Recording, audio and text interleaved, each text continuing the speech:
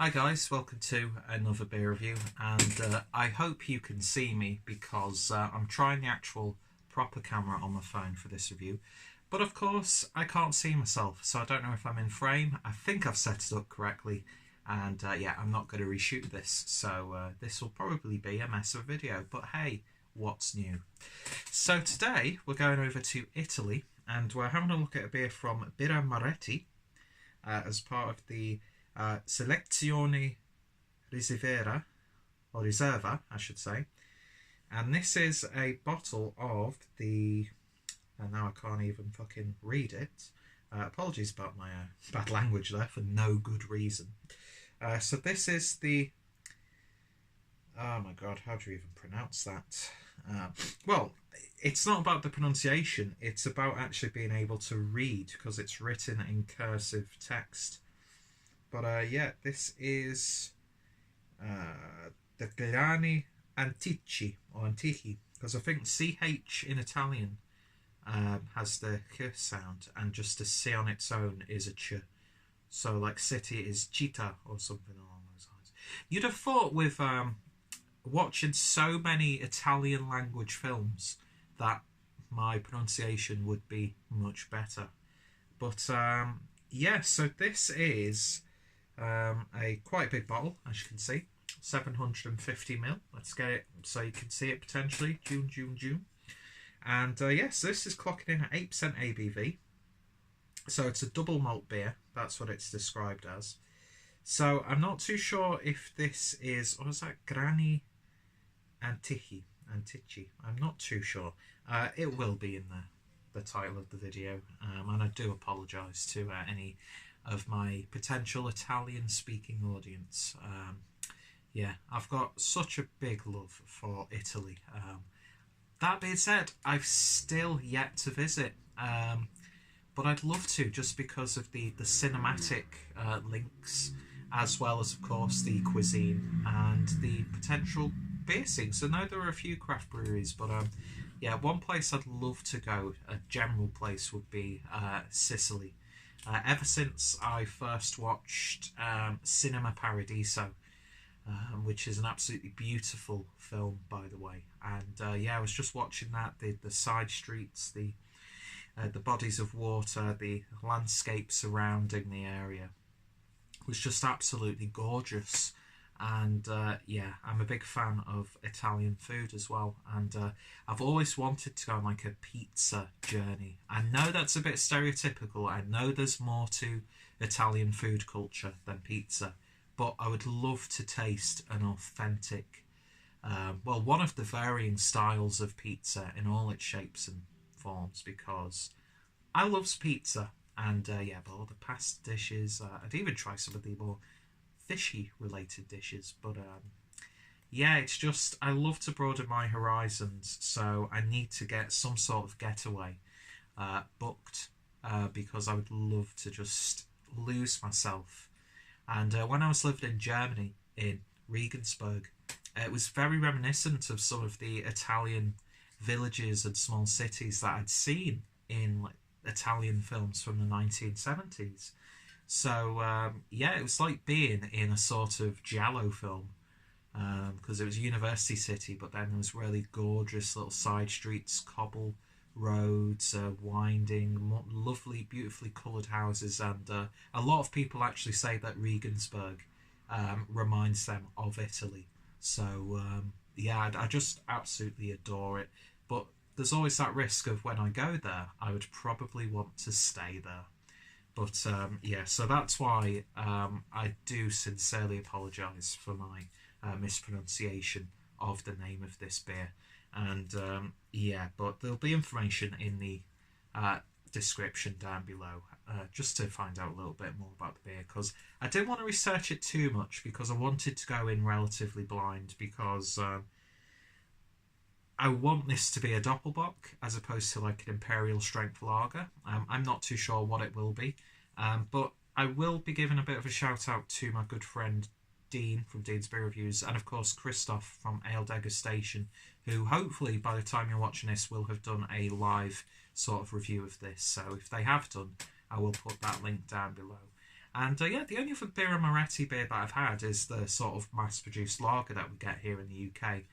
But I do have to revisit it because I'd like to think that my taste and palate has matured. But I've always been a fan of lagers anyway, so I'd be interested to try it. But I have tried some Italian craft beer. I have reviewed some on the channel as well from a microbrewery in Rome, which was kindly brought to me by my now ex-girlfriend, but the least said about that, the better. But yeah, so will this be a Pier Paolo Pasolini masterpiece, or will it be a wonderfully trashy Umberto Lenzi caper? Let's find out. Either way, I'll probably be impressed because they're two of my favourite directors, actually. You know, will it be Fellini or will it be Fulci? We shall wait and see. But yeah, beautifully presented bottle, by the way, in a really nice 750ml. I picked this up from my local Tesco's for about £3, so I was happy to give it a try. And a lovely sticky label on the neck. And when I peeled that off, there's an absolutely gorgeous Birra Moretti crown, which I hope you can see. As I said, I really can't see what the hell I'm doing right now, so hopefully I'm at least in shot and you can see the beer. Well, if at least I'm not in shot properly, you can see the more important thing, that's the beer. But yeah, I just want to see if there's a major difference with the front-facing camera and the actual camera on my phone, because I know there's a bit more, a few more options that I can use, but we shall see. I've not really played around with the camera too much, so I've still yet to find the optimal settings, because let's face it, I'm not exactly working with the best lit backdrop. But yeah, so I've got a day off tomorrow, so I thought, yes, I shall devour this beer. So got to use my Track brewing glass for this. But yeah, stronger lagers. They do seem to get a bad reputation, especially the more European mass-produced ones. But yeah, I'm looking forward to this because if it's sort of like an Italian interpretation of a Doppelbock, which is probably my favourite style, I shall be very happy. But beer in a glass, and it certainly looks like a malty brew, doesn't it? Lovely sort of dark, toffee-like in appearance, sort of like a burnt amber almost. And it certainly does have a Doppelbock look to it. But then again, is Doppelbock just because it's a German style, or could you name any imperial lager essentially as a Doppelbock? Or maybe there's even an Italian name. Maybe that's what this is in translation to. As I said, didn't want to research it too much because I wanted to go into this beer blind. So it's not just purely cultural ignorance, I do assure you. But yeah, beer in the glass looks absolutely fantastic. Lovely clarity. Head pretty much dissipated straight away. So let's see what we get on the nose. Ooh. That is a lovely smelling beer. Do you know what it's reminding me of? It's actually on the nose reminding me of a slightly sweet port. But it's not like a boozy aroma, like there's no alcohol harshness coming off it. It's just a really nice, almost liqueur sort of smelling beer. But big, toffee-like malt presence up front. There's almost like a licoricey aniseedy vibe coming out of it. Not sure of what specific malts they've used. I think this is classed as sort of like a specialty grain sort of beer, so there might be some unique traits to it. But yeah, you get a bit of like a sweet and spicy rye marmalade on toast sort of edge. But yeah, like a fortified wine, sort of brandy, sweet sherry port sort of characteristic coming off it. A lovely bouquet for sure. As well as some like figs and dark fruits, like stewed fruits, that sort of thing. A little bit of a berry character. Anyway, it smells really intriguing, so let's see what it tastes like. Cheers.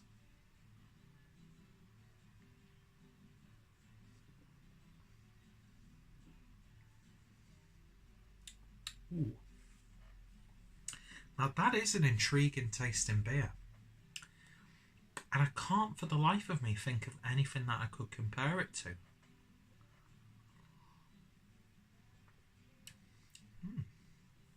It's got a big body to it, as you would expect for the ABV. But yeah, definitely getting a sort of like sweet cooking sherry flavour off this, and it's really nice in that regard. There's definitely a spicy rye note coming through, or like a freshly baked sourdough bread.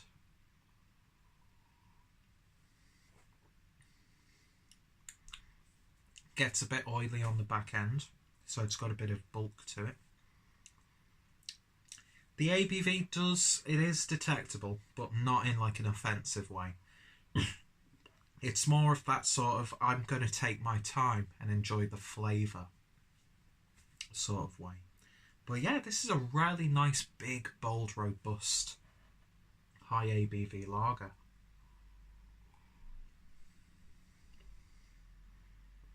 But yeah, sweet, subtle, licorice vibe, loads of toffee, loads of caramel, but not in that sort of like dextrose sort of way. It's a really nice and refined beer, and you almost get some barrel-aged characteristics going through, which I'm not sure if it has been barrel-aged, but you get a little bit of like an oaky tannin about it. And yeah, it's one of those beers where the bottle you would happily share with someone and you'd have a good time, because that's going to take me a little while to get through that bottle. Probably not the best idea to drink a beer like this on your own, but yeah, that's a really nice surprise. Loads of like figs, plums, stewed fruits that have got a bit of like star anise or cinnamon on them. So it's got some savoury elements in there, which I think are really nice. Is it everyone's cup of tea? Probably not. Some people might detect the alcohol a bit more. That might put them off. But I think it's a sensible amount of alcohol. It makes you know of the ABV, but it still keeps the beer nice and pleasurable to drink. And yeah, I can't think of too many faults with this. The only thing that would work against the overall score is I don't really have anything to reference this or to compare it to, because you do get that sort of toffee like Doppelbock flavour in there. But again, I think that comes with the territory of a heavy malt build in the lager. I mean, I tell you one thing, if you were to do like a nice slowly braised steak and make a beer gravy, this would go perfectly with that because of those savoury elements. And it's unfortunate that I don't have any beef in the house, because I would have happily used this bottle stop to save that and make a nice rich gravy or cooking sauce, or even you could use it the same way as you would a nice sweet cooking sherry. Perfect for casseroles, nice sauces. That'd be beautiful as part of a peppercorn sauce for steak, which I actually have a steak in the freezer.